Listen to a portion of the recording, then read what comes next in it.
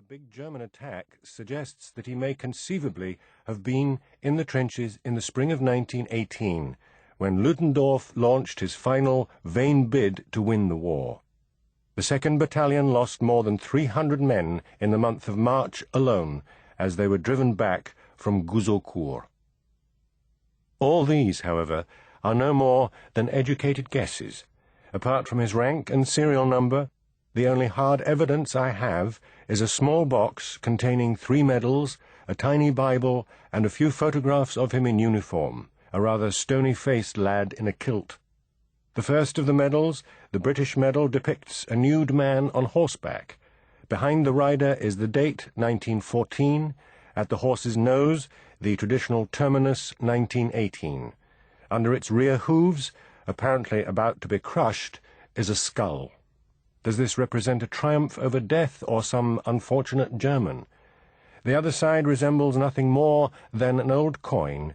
It bears the morose, regal profile and the inscription, Georgius V. Briton Rex et Ind Imp. The imagery of the Victoria Medal is also classical. On the front, there is a winged angel bearing an olive branch in her right hand and waving her left, though it is not quite clear whether this represents British womanhood welcoming the survivor home or the angel of death waving him goodbye. The inscription on the obverse, this time in English, reads, The Great War for Civilization, 1914 to 1919. My grandfather's 3rd medal was an iron cross, a souvenir from a dead or captured German. That my grandfather fought on the Western Front was, and still is, a strange source of pride.